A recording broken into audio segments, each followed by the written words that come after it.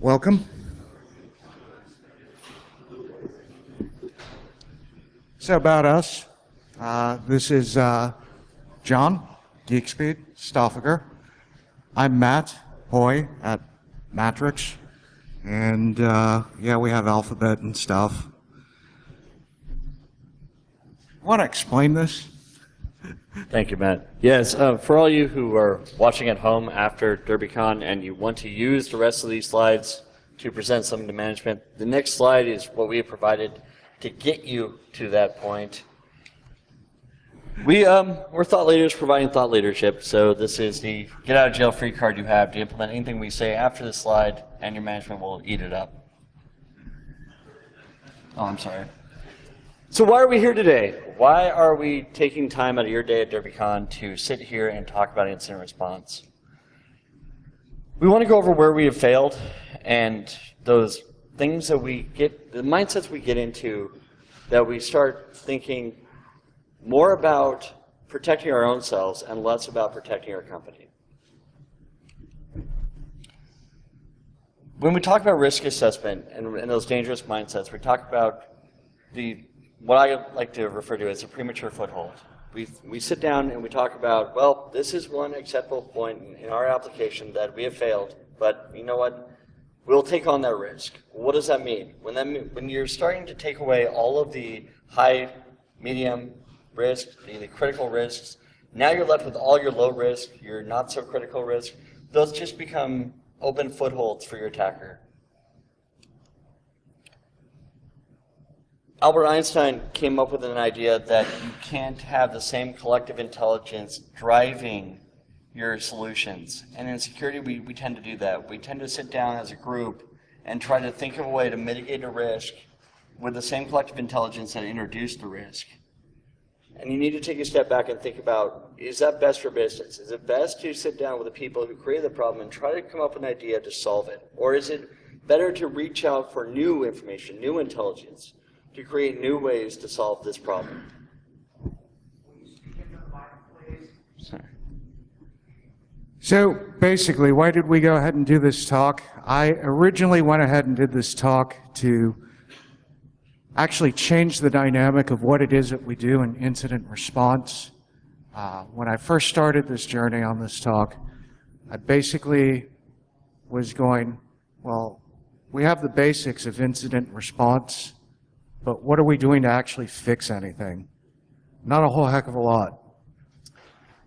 So some of the issues that I have is I've been engaged to go to a customer, and basically they had an issue, they had an incident, and I have to argue for 15 minutes as to this is an issue, this is an incident, but you've already been breached. So why is it that we're having this conversation? Why is it that we are arguing semantics that this is an issue, this is a breach, it is. So that's why I'm here, that's why I'm sitting with you. So we're going to go ahead and talk about things as far as moving forward. So how do we move forward? How do we get beyond this idea of covering everything up, making sure that we never say the word incident, never say the word breach, never admit to our customers that maybe we have failed, get around the idea that we can collectively take in no input from the outside and try to solve our own problems?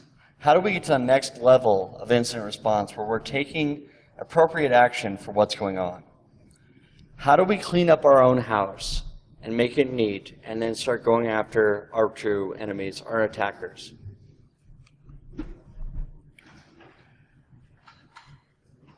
This quote right here is something that in my daily life I encounter much more than I should. A lot of times we get lulled into this idea that this is the way we've always done it. We've always done it.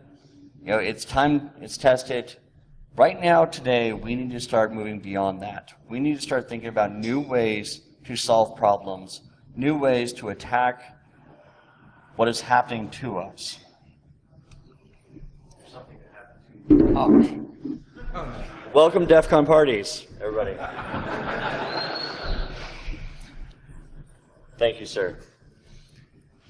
We took the moniker of a janitor and a cleaner. A janitor is one who's just content just to mop up the mess. The janitor comes in, they repatch the box, they throw it back out into production.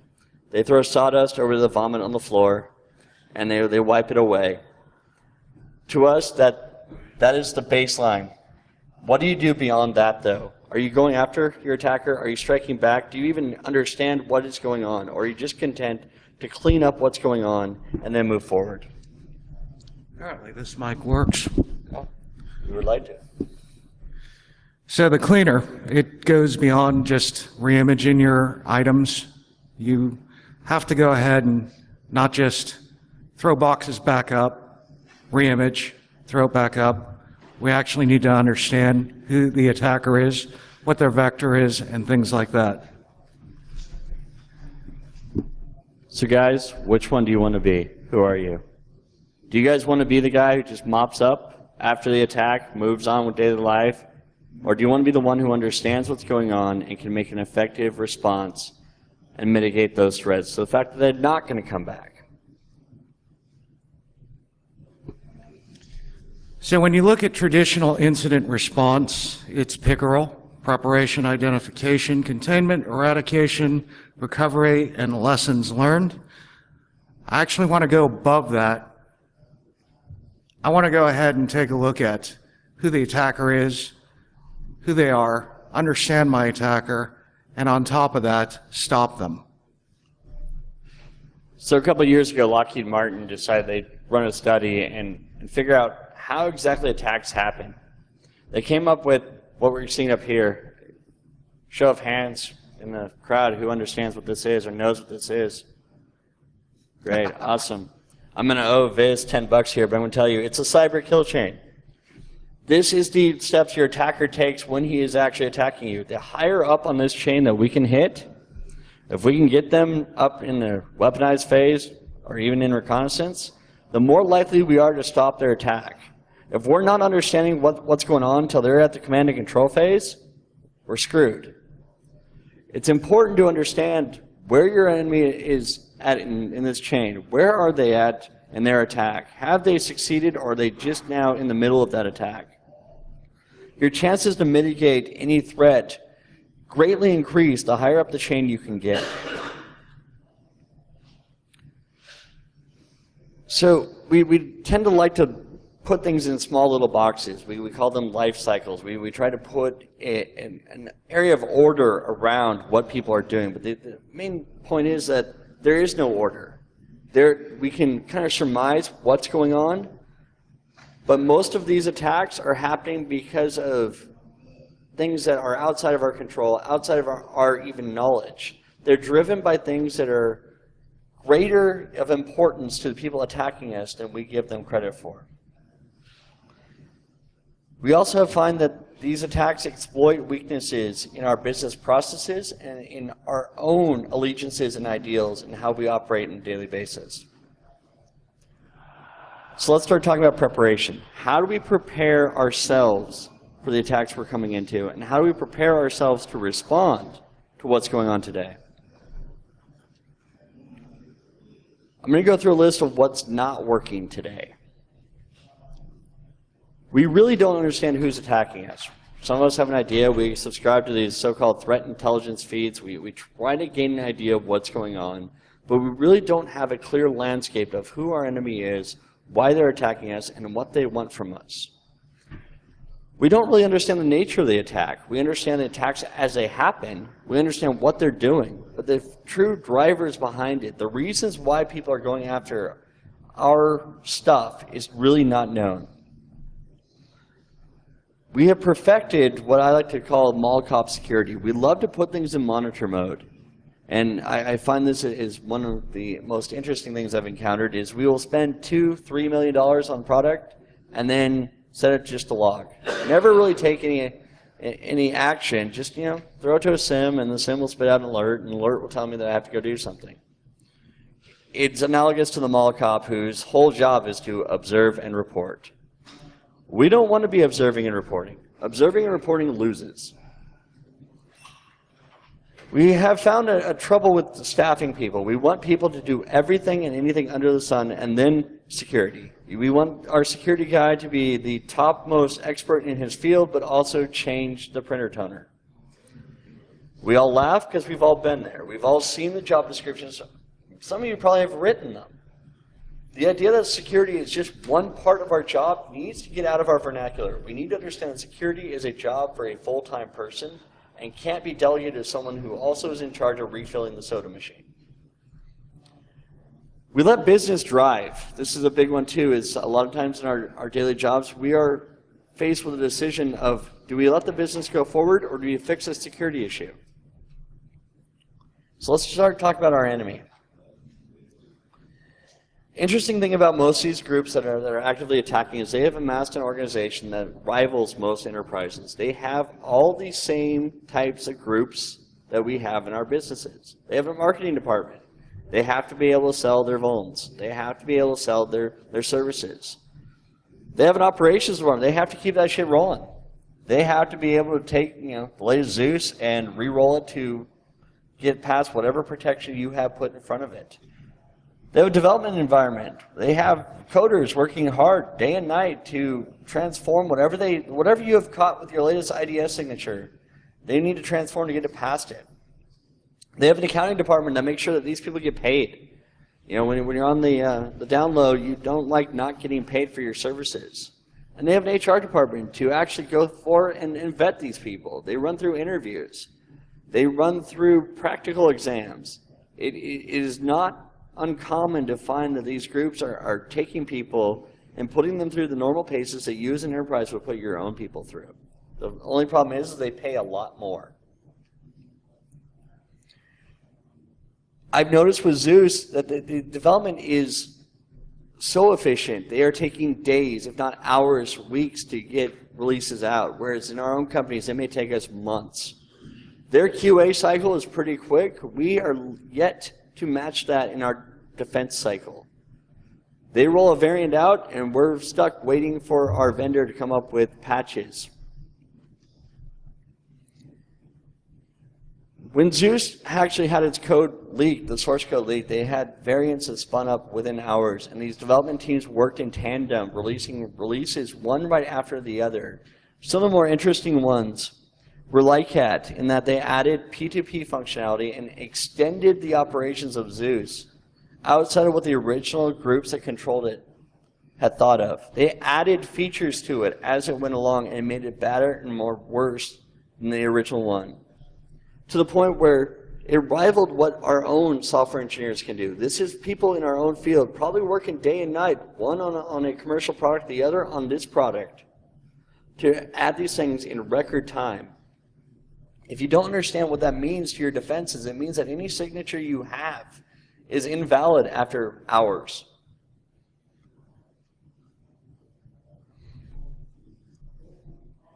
So to go forward with that means that anything we have put up, that we have known, the updating your antivirus signatures, updating your IPS signatures, IDS, is thrown out the window because these people can react faster than we can get those samples over to the AV vendors to get signatures made, to get back into your systems. It means you need to be more proactively monitoring what's going on and understanding what's going on and taking your own steps to combat what's happening. So attackers have found this idea that any changes we put into the landscape, they want to counter. And it creates a sort of mind game with the attacker. You're creating a race condition by enumerating badness. Does anyone here understand what enumerating badness is? So in the early 2000s, there was a report released of the top 10 worst things in information security. And one thing was enumerating what's bad. We love doing this. Antivirus is a perfect example. We would love to take into account everything that's bad in the world. As most of you can understand, that's a very long list. And this creates a sort of game for your attacker. You block one thing they do, they get energized, they want to go do another. They start looking for that foothold.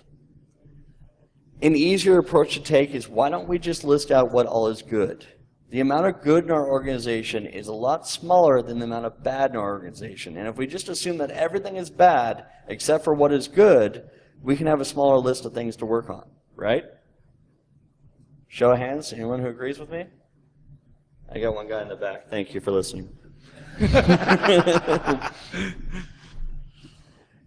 Face it, guys, your enemy is more motivated to attack you than you are to defend. We're talking about tens of thousands of dollars to crack what you have versus what you get paid in a day. That motivation is real. Maslow has proved of what motivates human beings on a visceral level to get stuff.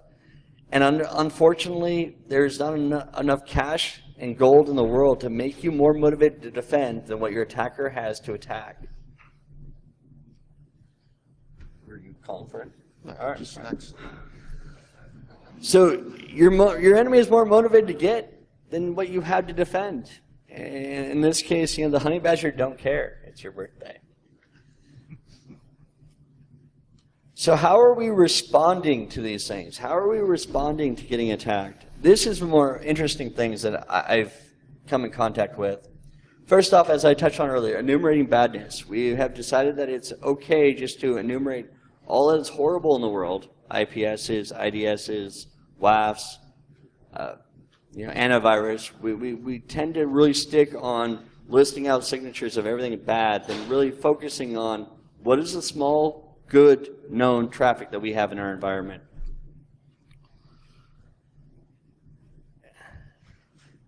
It really would be easier if we just take down the whitelist approach of what our good traffic looks like and leave the rest to just assume that it's bad. Monitor mode. I love talking about this one. Show of hands, how many of you guys have IPS as a monitor mode? Come on, we're all friends here. Come on, I know it's more. I know see, there you go. We always hear the business driver that what if we block legitimate traffic with it in active mode? What if we actually stop a customer from making a sale? I combat that with what is the cost if we get breached? Is that one customer worth it? Is that 22 hours of me sitting there and making sure that our shit is clean really worth exposing yourself? Because let's face it, everything that's in monitor mode, we're not diligently staring at logs. I hate staring at logs. It makes my eyes bleed. I'd rather be doing other things. I'd rather do the equipment that I purchased do things for me that I purchased it for. So the Ponemon Institute did a study, and they found that we're trying to actively hire for security people, but it's just not really hitting the grade. And I started looking at it, and I'm wondering, well, why? Why would it make sense that we would want to protect our customers' data and not hire just regular people, but hire intelligent people to run our security programs? Unfortunately, I found out that traditionally companies spend more on their commissaries and their canteens than they do on information security. Let me put this in perspective. Companies spend more on fried chicken in the lunchroom than they do on protecting their customers' data. I'll let this sink in for a minute. We really don't understand how to hire. This is an example of a job listing. In there, in the middle there, I mean, if I had my laser pointer that worked, I would show you, there is security. This guy was hired as like the all-around dude for a major corporation. I'm pretty sure they're going to pay him about $60,000 to do everything, and then, security's in there somewhere.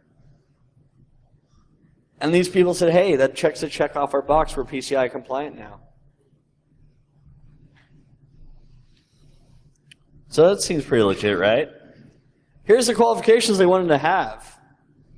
So to do all that and security, he only had to have these qualifications. This doesn't work, people. This really doesn't work. This doesn't build an effective security program when he has to deal with everything from servers to VoIP to fixing the personal computer of the CEO. This sort of hiring, this sort of not communicating what we need as a security organization to the company doesn't work. Yes, wait, what? See, they laugh for me. They're clued in. I'm waiting for Jason Street to come in here. He said he was going to. Everybody familiar with 80-20 rule? Have you been spoke to it by management? Management loves to throw out this principle that 80% of your vulnerabilities come from 20% of the traffic, or 80% of your exploits, or 80% of your ponage comes from 20% of the exploits. From my experience, 80% of secure still means you're not secure. So here's a management word problem for the managers out there. If you assume that 20% of the organization vulnerabilities account for 80% of the incidents, does that mean that if you just get rid of those small few 20%, that your incident rates can go down? Does that make sense? So in that 80%, where was Heartbleed? Where was that new Shell Shock one? Was that up there? Was Bash up on your top 10 of vulnerabilities in your environment? Were you even looking at Bash? This is where the 80% rule kind of falls apart. Because honestly, people, 80% secure still means that 20% of your environment is left wide open. What about that customer? What about that intern you had that took all that customer PII and left it on a subway? Was that in your vulnerability list? Did that make your top 80%, your top 20%? Was that even thought of in the meeting you had? Because it happens. Even at 80% secure, you're still 0% secure, because that one breach you have is a zero-sum game. It's done. So let's not let numbers drive our security organization. Let's not let feelings drive our security organization. I was at a client once where they were kind of upset after an assessment, and they told me to shut down the machine because they didn't know how to deal with the information that was coming out of it. They couldn't adequately emotionally deal with that their enterprise was rife with issues. And they just want to shut it off, put it in a corner, and never talk about the incident again. That didn't solve anything. Worse, it exacerbated the problem because they never wanted to talk to me again. They were really upset at me for showing them what was going on in their environment. Exactly. Shame on me. I should never really give them bad news. I call this the ugly baby syndrome. It's when you tell someone their baby is ugly. I'm sorry. It's just a fact. We need to learn to deal with it. We need to learn to take it on the chin, realize that we need to do better in what we do. Don't take it so personally. Understand that this is just business. Speaking of ugly babies, compliance is not security, guys. You can be 100% compliant, but not secure. And if you're not taking that stance that's nice that we're compliant, but what are we doing to really secure our area? Might as well not even worry about it. One of my other pet peeves is why quit being a pen tester. Last year's vulnerability assessment, I did the same banner grab I did last year and the year before. And the year before, I might as well just change the date and leave it the same report. Why are we doing this? So the people in the back laughing are the ones who actually do that. Let's talk about the fun stuff. What's that? That's it. The problem is they're not. So I'm sure many of you look up here and they're like, where did you get these? These are actually posters sold by a company that wants to invigorate startups. I professionally love the fuck it, ship it. I have that one actually. He has it, for real. I have it in my office because whenever I'm doing a test on a client, I look over them like, yep, fuck it, ship it, dude. It's good. Or the other one I love is done is better than perfect, right? Because we all know that done out to customers means that it's totally secure. Unfortunately, these have garnered so much fame and attraction that people are printing them on posters and people are buying them and putting them in their dev shops and saying, dude, this is a mantra we must live after. You know, the longer it takes to develop, the less likely the clients are to engage. Come on, let's push it through. It may have vulnerabilities up through everywhere, but hey, at least it's out to the customer. These are a couple of quotes that I had in actual engagements, and I'm not going to list out the clients, but they are funny, but they are also a sad reminder of the state that people get into. The last one there, I love to talk to people about. The guy literally told me he only opens tickets he knows he can close. This is because the management staff there only captured his closed ticket rate, so he wanted to be 100% all the time. And unfortunately, some of these tickets he wasn't able to close. So metrics is not security either, sadly, but everybody loves metrics. So let's talk about how we respond to incidents, because I love going through this one too. The University of Maryland, they're a great example of how not to respond. They were breached twice. After the first breach, they decided just to shore up the issue, close the port. They literally blocked the offending IP, and then they went on, and they got breached again. And this message down here was the message they sent out to everybody about what had happened, literally claiming that it was just an industry-wide issue that everyone just had to deal with. Maricopa County in Arizona, they're another fun one we like to look at. They didn't do anything. They literally got caught up in meetings and blame storming that they never really fixed the issue and got breached again. P.F. Chang's, their local Chinese eatery, decided to go to manual credit card processing in their breach release. Do you know what that does to everybody out here who likes to dive through dumpsters?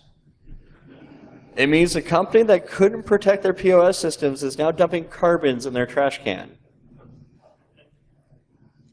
These guys, all of them, last 2 years, all of them in some way had a POS system breached.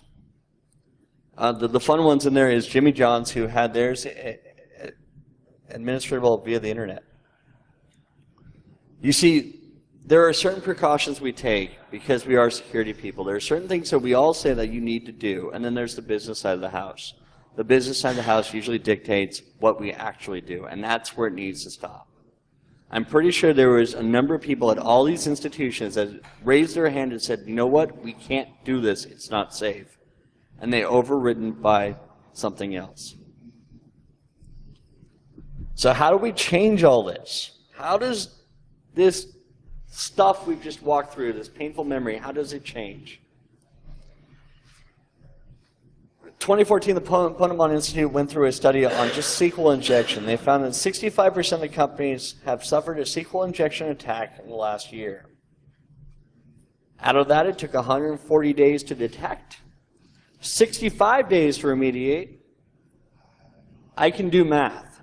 That is 208 days that vulnerability left open. Let that sink in for a minute. That is over 2/3 of a year. One thing we found that people are not doing is attaching some real monetary value to incidents. Our execs, our C-level execs, they only speak in money. They want to know how much money is it going to cost and how much money is it going to save you. As IT people, we talk in vulnerabilities, we talk in esoterics. We need to bridge that gap and start talking about money. How does the money play into it? How much money do they need to spend to keep us from having to shell out money?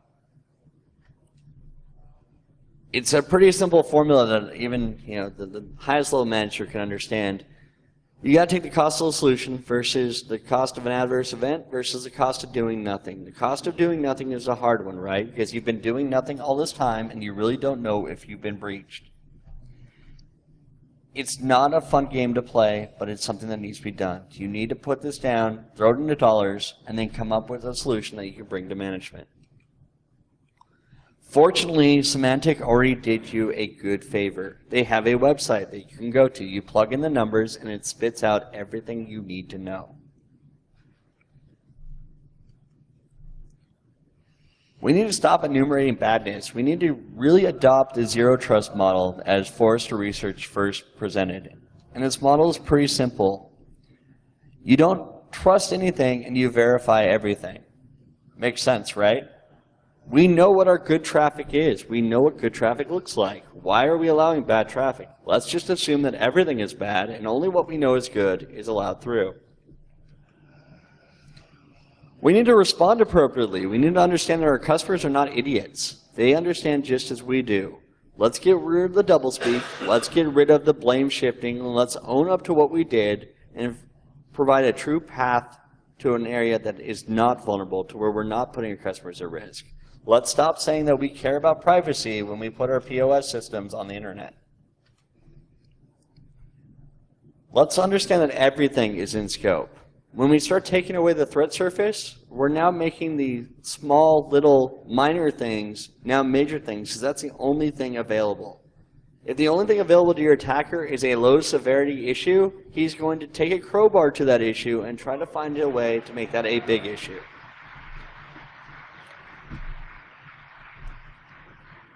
Look at that, I'm getting ahead of myself. Let's start fixing stuff.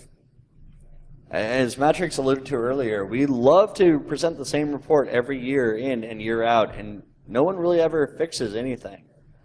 It's fun to run a vuln scan, it's fun to run a pen test, but it is less fun to sit down in the trenches and actually remediate these issues so they don't come up again and again and again. We'd like to pawn it off as somebody else's issue. Let's take it upon ourselves to make sure that stuff actually gets fixed. Remediation is not optional. It's not something that you can walk away from. We need to do follow-ups. We need to do postmortems. We need to do lessons learned. We need to make sure that everybody understands what just happened and how we're dealing with it and how we're not going to let it happen again. It's interesting to understand that most of the vulnerabilities today are the cheapest off-the-shelf stuff that people can come up with. They're not sitting hours trying to find the latest and greatest, most exotic vuln. They're pulling stuff that's readily available that we already know exists and then popping you with it. We succeed because we don't understand where things are coming from, why they're acting, what they're doing, or who's behind it. Generic approaches aren't ever going to work. Where we can't take a just one-size-fits-all approach to vulnerability management or to mitigation, we really need to have an immediate response to every attack as if it is a unique and beautiful snowflake. Thank you, John. So, moving on to the second part, true preparation. We need to go ahead and look at what motivates your attacker. Your enemy, your attacker, basically has no rules. I'm not going to read your slide for you, but yeah, they have no rules. So if they have no rules, that's what you're dealing with. I can't actually go ahead and scan a box because it doesn't fit inside the change management window or it's verboten. So if I don't scan my own environment, my attacker definitely sure will. So you need to go ahead and take a look once again at the typical part of the SANS GCIH program, identification. We don't actually spend the time to go ahead and properly identify, fingerprint, and profile our attacker. What we do is we have automated things. We have automated detection that we rely on too much. We set it, we forget it, because this new IPS, this next generation firewall, it's going to take care of everything for us. So everything. Yeah, everything. And he already said staffing. So it's pretty bad when you go ahead and find out about your compromise when the authorities come and tell you, oh, we confiscated this list and we were able to log into your things. Or Krebs blogged about it. Blacklists, Payspin, and Krebs. What we need to do in the identification phase is at least ask the 5 W's of defense, the who, what, where, when, and why. I don't think we ask the why enough as to what it is that, why am I attacked? What is it that they wanted? What's the asset? So when we go ahead and we have to take immediate action, in the identification phase, we know that we're being attacked. We usually have an IP. We usually have a piece of a log. And just because you have that actual one piece of information doesn't mean you're actually done identifying who just attacked you. We tend to not go ahead and dig and look and see if there are any similar trends. People are not taking the pieces of analysis that they have, like application logs or other pieces of logs. I'm given a single IP, I know that's bad. What else can I find that was related to that actual attacker and that IP, and is there anything similar? I'm not going to be just fixated on the one attack vector. You have to actually expand that and see if there's anything else. I have to go ahead and make sure that I size up my actual attacker. I was talking to someone in LobbyCon here, and the funny thing is yeah, I get scanned millions of times per minute. I was asked by somebody at one time, well, there are 1 million of these bad logs in queue. And I said, but that traffic's been denied, and I already know about them, and they're denied, so they didn't do anything, but you're not looking at those. But they don't matter because I stopped them anyways. So understand that just because you're having millions of events per minute, hour, second, you need to look at the right things. You need to not be afraid to go ahead and you'll get the actual attacker that actually has different IPs, different nets that they're coming through. I need to go ahead and at least figure it out. Sometimes I'll actually use the same user account. I can use an account to go ahead and focus in on, then I can see all the IPs that account ever came in from and start correlating them. People just don't connect the dots when they're doing defensive, I have this information. You need to go ahead and do that. Are you saying we should create a dossier on our attacker? I'm going to get to that. When you are going ahead and sizing up the attacker, your enemy, you have IP addresses. You need to find out everything about those IPs, because one of the things I'm going to talk about is the possibility of actually striking back and taking a look into this. You can't just go start scanning things. You can't do a whole range. You'd better be surgical. You'd better know exactly what your attacker is doing, map it out, even know what your attacker has as far as a CITER behind them. Because the last thing I want to go ahead and do is cause an automated or person to actually go ahead and start DDoSing me off the face of the earth. So you have to go ahead and really understand what's behind everything. So we would rather poke kitties than poke bears. All right. Yes, we would. But the whole thing being is people don't often understand, who's attacking me, what their capabilities are. I'm going to go over the often overlooked. Often overlooked, we don't know what's happening in our own house. We don't know our own physical assets. Every time I've literally come into places where I've had to go ahead and deal with incident response, that was a legacy box.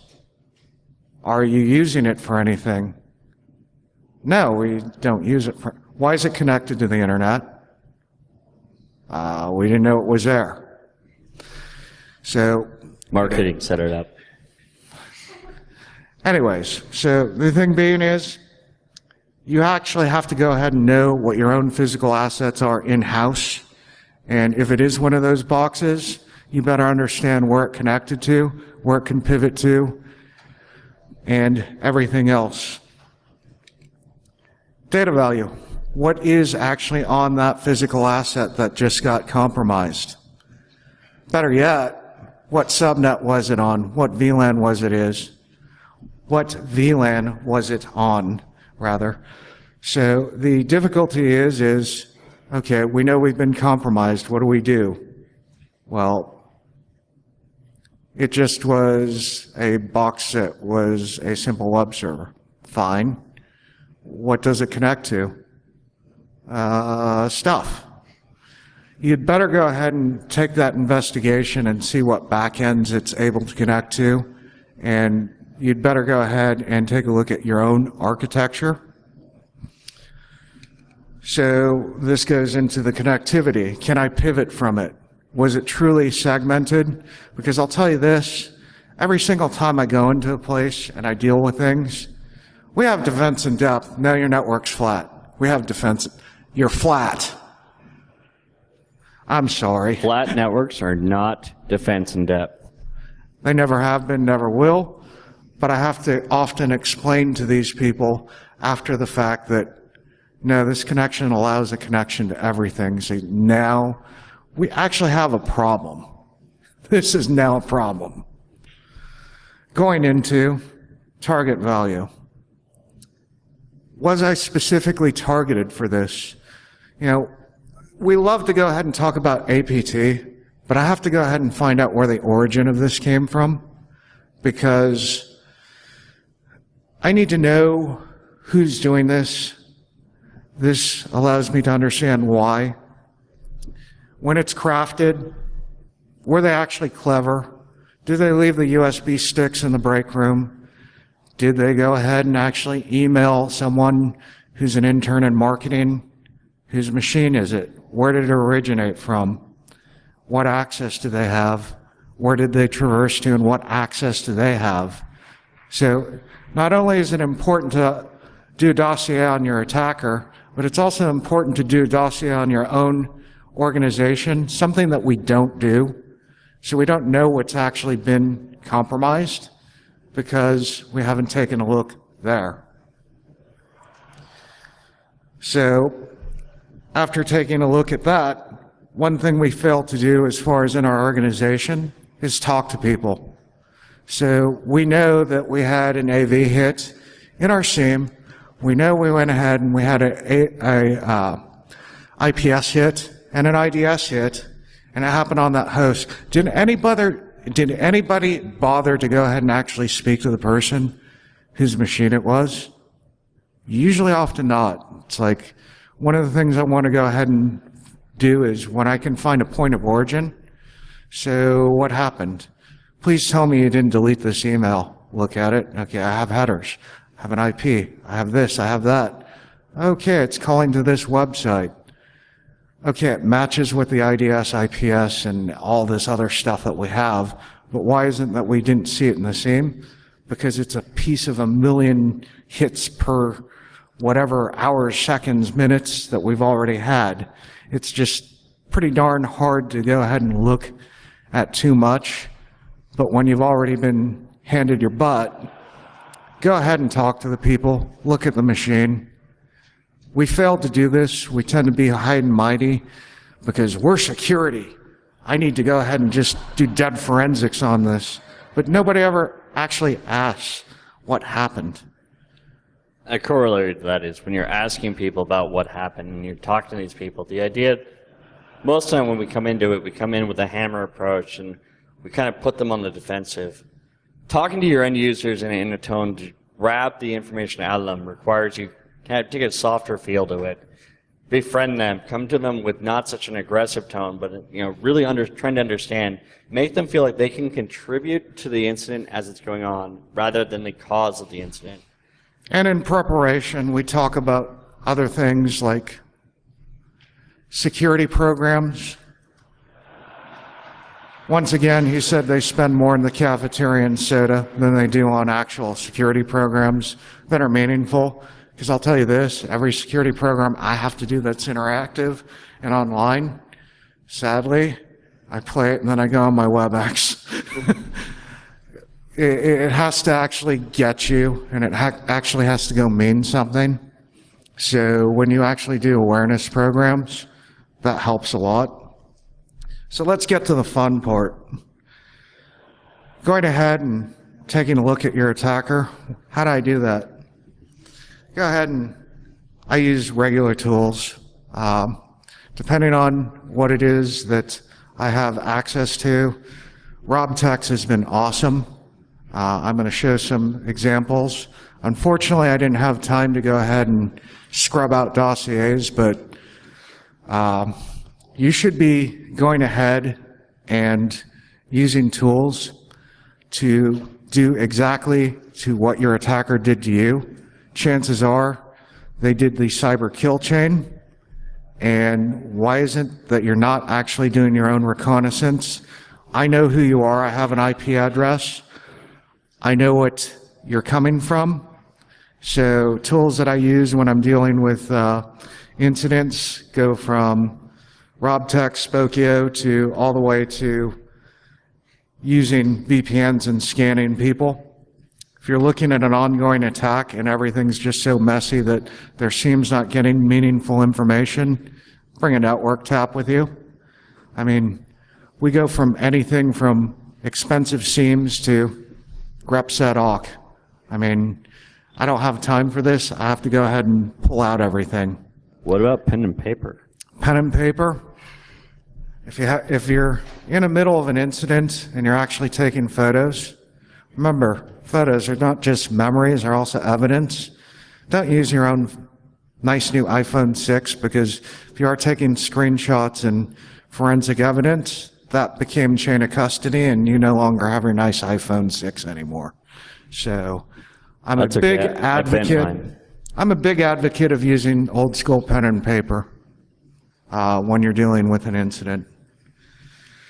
So this is what RobTech will give you. I use these to go ahead and build dossiers. Gee, that looks familiar. It's basically our company because I couldn't. It's Accuvant. This is all public information. So you run RobTech, it'll show you an actual graph of IPs and name servers and everything else.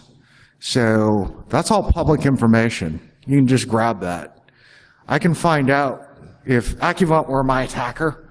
I can find out what IPs, what launch points they have, how big they are. Do I want to go ahead and start denying them? Do I want to go ahead and scan them? Do they have a big enough CIDR block? What's their pairing looking like? You can't go ahead and start swinging at folk until you actually can size them up. So we'll move on to from identifying who just hit me to containment. Containment drives me nuts because the first thing they do is it's always, we're going to go ahead and unplug the machine. Fine, but what are you going to do after that? I know you have to get this thing back on, especially if it's commerce related or anything else. So the worst thing is when you actually lose money due to the fact that a machine is down or a site is down. What do they usually do? Let's go ahead and switch to DR. So if you thought you were vulnerable in your production that currently exists, I damn well guarantee you have, if not the same vulnerability that they popped you on, probably 4 times more. He says. Are you saying our DR has not been updated to what our prod is and contains more vulnerabilities than prod? Yes, I am. So that never happens. That's been the whole deal is, oh, we've been hit, so, but we're losing tons of money. Switch to DR. It's like, so what's the last revision? Are we actually doing hot mirroring? No. It's the last known good. Okay. So I don't want to see a show of hands, but I know there's one of the few of you out there who have a DR that's at least 1 or 2 reps behind their prod code. So just think about the idea of failing back to DR during an incident. You just gave your attacker 2 more targets. Actually, more than that. But it's often done. And the thing is if you're going to think this over, make sure that if you have to go ahead and get back in business, that you're actually working with a way to go ahead and patch and get back, because I'd rather go ahead and deal with be offline for a little bit and actually send a patch out and make it work than actually throwing something that's just going to get owned again and even worse. So, other things that drive me nuts. Let's just go ahead and re-image the box and throw it back into production. We didn't understand how the attacker actually got in. So how are you going to stop them? You can't just do that. It takes time to go ahead and actually assess what you're under attack for, but it will be well worth it. Anything worth doing is worth doing right. I get pushback a lot from people, but I've let them go ahead and fail and do it their way. And it's happened that, the exact same thing you said, it happened again. Okay, now it's spread. So if you can, make sure that you do the politics, the buy-in, you update people to go ahead and understand what it is you're actually doing for containment. Oftentimes, during that, after I've identified my attacker, I know what their vector is, I can actually close that. But before I move into containment, I need to go ahead and express it's going to take X amount of hours, and I need to get buy-in from some type of sponsors. One of the things that we don't talk about is, unfortunately, that last OSI layer, the politics layer.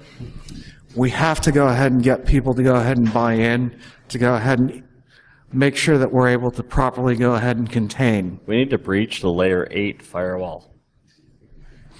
Exactly. So what do we do when we have these pieces of information? Since I'm willing to go ahead and talk to people who actually were attacked within the environment, there's some interesting tactics that I've actually used. If I'm able to go ahead and get a live phishing email, one of the things that I will go ahead and do is create an automated script with at least 150 pieces of information. I want to go ahead and make sure that I have an automated script that's going to go ahead and rip through and post to a website, which is my own live production, and I want to go ahead and type them in one by one. The reason why is I actually need to go ahead and understand, am I dealing with a human on the other side, or is this automated? This is a cheap and easy way to go ahead and find out anything going on when your actual web application's being phished or spearphished or anything else. I will go ahead and try and interact and see how it reacts to my own environment, because you own your own environment. If you're not doing this, that's a bad thing, because you should be able to see it. So you create your own dictionaries of usernames and fake passwords, and you're going to see these people try and log in live. It's even funnier when you go ahead and go get an IRC session, as well as feeding the automated attacks into it. You get to see everything live.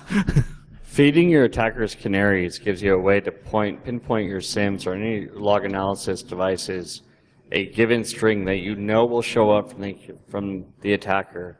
We're talking about feeding the canary usernames that do not exist in your environment, passwords that do not exist in your environment, and then running it through your log analysis to find where that attack is coming from. So after assessing them, we've gone ahead and figured out their potential to go ahead and harm us. That's why I say, if you're going to go ahead and play this game, you damn well better know who you're gonna be up against. You better know all their IP addresses. You better know their CIDR block. You better know what their potential for DDoSing you is. You better know who their friends are, everything else. You need to do your homework. You need to do the OS hint. You need to go ahead and probe the attacker. So I've actually gone ahead and scanned the boxes that actually hit me, because I need to know, is this human or is this automated? Amazingly enough, a simple Nmap scan, noisy scan on something that's actually actively exploiting my environment, I can figure out if the lights are on, if anybody's home. Because if I've scanned their actual point of attack and they know they're actively attacking me, either they stop immediately and retool, or they stop altogether. So don't be afraid to go ahead and strike back. So if you are going to go ahead and do this, this is why I said you better damn well know who you're playing with. So you can go ahead and get direct with them. I've actually gone as far as to email them. Phone calls are fun. They can be. So I actually opened a dossier on someone who was attacking me. I had the application logs. I went to their ISP and basically said, hey, Buse guy, I have these logs. I'm going to sanitize them. I'm going to send them to you. They're trying to log on to my infrastructure, and they're doing this every day, and they're doing dictionary attacks, 1,000 usernames and passwords an hour. What do they tell me? Oh, that IP address. I can't do anything about it. They pay me a lot. What? I prefer ordering pizza.